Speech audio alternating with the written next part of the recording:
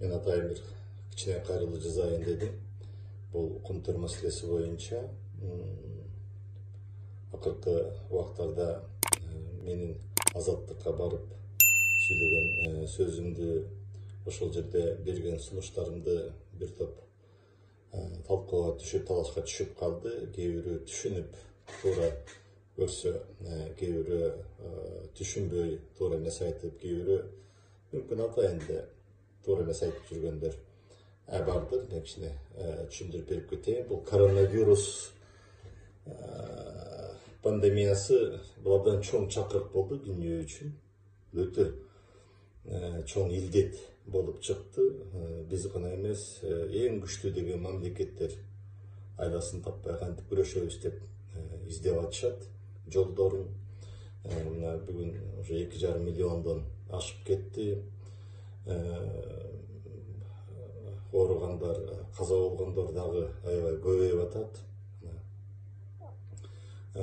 И эксперттердин айтуусу боюнча коронавирустун кесепети экономикага абдан чоң таасир тийгизет. Анткени мына бир айлап, 1,5 айлап, кээ бир мамлекеттерде 2 айлап карантин болуп, жабылып, өндүрүштүн баары токтоп калып, тейлөөнүн баары токтоп калып, бул түздөн түз кесепетин тийгизип атат.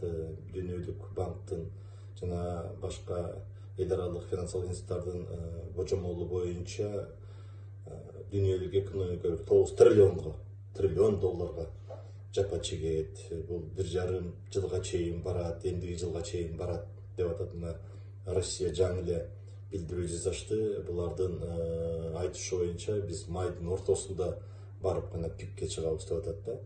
Ошон үчүн кесепети чоң болот. Биздин мамлекет үчүн да кесепети чоң. Азыр көп эксперттер өздөрүнүн сунуштарын берип, экономисттер, мурунку жетекчилер өздөрүнүн сунуштарын берип, мында кайдыгер эмес адамдар экономикада кандай болот, кандай багыттар болот, эмне кылып жардам берсек болот деп атат. Мына ошол багытта мен дагы азаттыкка барганда айтканда эмне үчүн айттым? Ошо өкмөттүн өзүнүн берген божомолу боюнча 30 миллиард сом быйыл налогдон чогултулбай калабыз деп атат. Ал эми эксперттердин саны боюнча 40 миллиардка жетип кетет да. Бул абдан чоң эбегейс чоң акча. Бул акча чогулта албай калса, анда каржылык жагынан аябай чоң тартыштыкка алып келет. Ошол эле врачтардын, мугалимдердин, укук коргоо органдарынын, чек арачылардын пенсия, пособиянын акчалары ушул жерде да. Баарыбыз муну түшүнүп турабыз. Албетте өкмөт дагы аракет кылып сырттан акчаларды сурап атат. Ал келген акчалардын дээрлик 90-95% бул кредит болот. Биз дагы карызыбызды көбөйтүшкө мажбур болуп калабыз. Алар келгенде жанагындай жыртыкты гана жаап калат да. А бизге өнүгүүгө акча керек. Өнүгүүгө акча керек. Мына бардык мамлекеттер колунан келгендер, резервтер барлар ошо резервди ачып атышат. Мына Россия, Казакстан, Өзбекстан ачып атат. Европа болсо акча чыгарып атат. 1,5 триллион акча чыгарды. Америка болсо 2,2 триллион доллар акча чыгарабыз деп атышат да. Ошол бизнеске, элге жардам беребиз, айлыктарын беребиз, пособие төлөйбүз деп ушундай кылып атышат. Анан ошол убакта бизге дагы ушул булактарды издеш керек. Эми жана сырттан келген акчаны биз тарата албайбыз, бирок ички булактар менен биз эртең карантин ачылгандан кийин ишкер адамдарга, майда чакан ичканаларга, айылдык фермер дыйкандарга биз жардам беришибиз керек.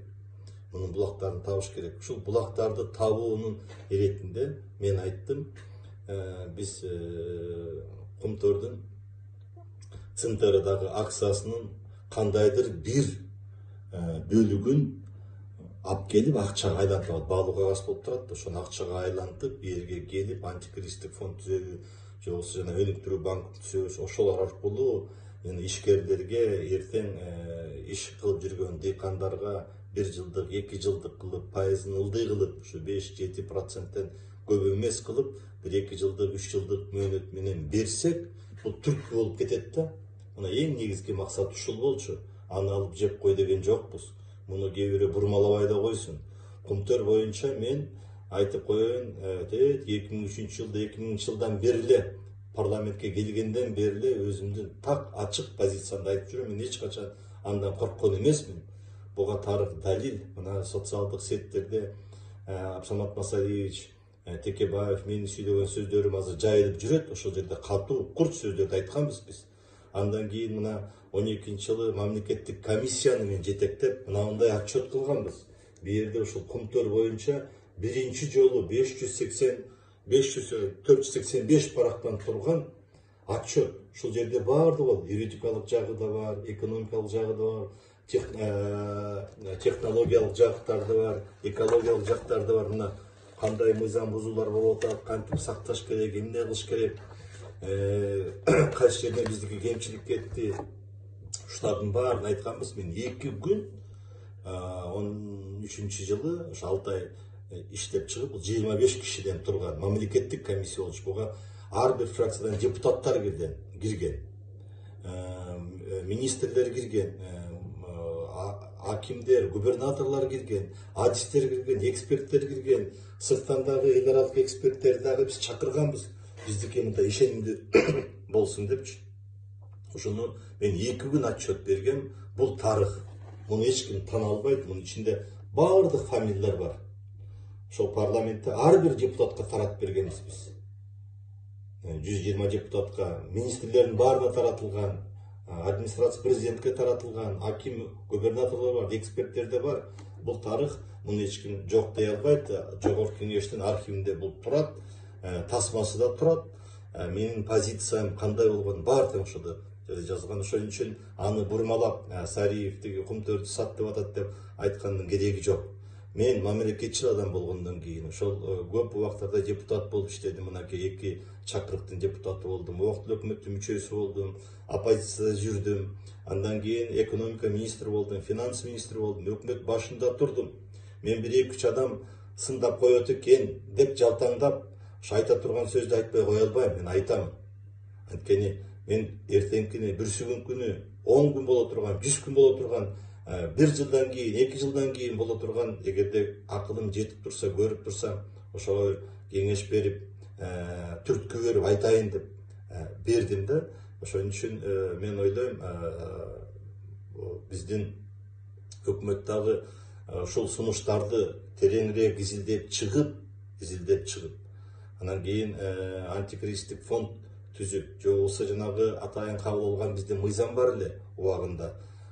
Ал мыйзам өнүктүрүү банкы деп аталат. Ошол өнүктүрүү банкын ошону эле ачып эле акчаны алып келип коюп ошол жерге берсек, элдерге берсек, ал биринчиден кайрылып келет ал акча.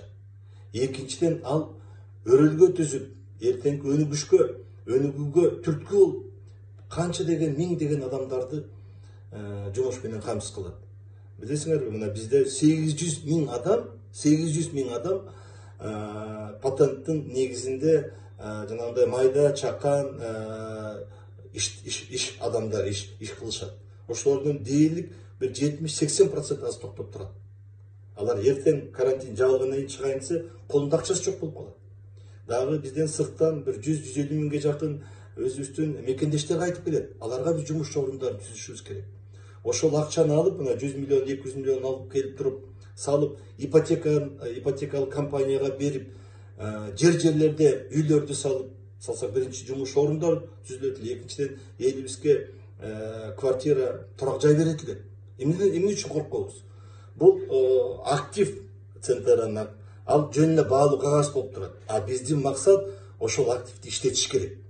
Ал эми экинчиден Кумтөр токтоп калат, аны Кумтөрдү күн болбойт деп, Кумтөр ал жерде мыйзам менен иштейт. Алар акчасын төлөп атат. Азыр алтындын баасы көтөрүлүп атат. Канчалык алтындын баасы көбүрөөк көтөрүлсө, налог ошончо түшөт. Аны эми көлөмү мына жерде бар. Муну биз талаш болуп, бир топко чейин барып, доолордун баарын коюп, кийин алар сүйлөшүүгө келип, мына былтыр кол коюлган сүйлөшүүнүн кандайдыр бир жыйынтыгы дагы ушул отчеттон келип чыкты. Урматтуу мекендештер, урматтуу биздин ушул күйүп бышып жүргөн биздин улан кыздарыбыз. Мен ошон үчүн атайын кайрылып атам да, эгерде сынай турган болсо, аргументтеп сынайтсын. Анан жөн куру баатыр болуп, жалаңач баатыр болуп, кыйкырып эле төштү чабыштын кереги жок. Биздин баскан жол бул тарых. Биздин кылган ишибиз бул тарых. Бул тарых далилдеп берди. Мен эч качан бирөөнүн артына жашынып качкан эмесмин. Сөзүмдү ак, так дайыма таамай айтып жүрөм.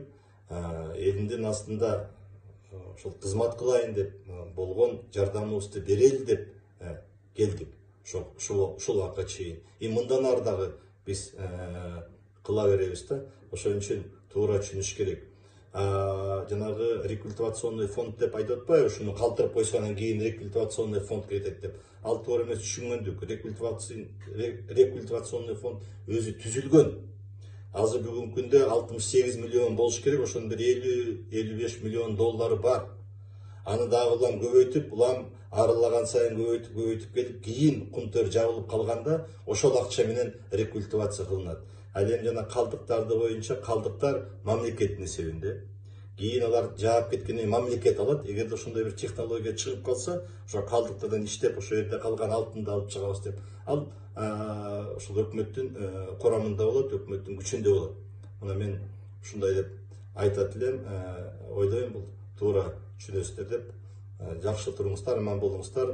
Мына эртең орозо башталат. Ушул орозобуз кут болсун, оозубуз бекем болсун. Рахмат силерге.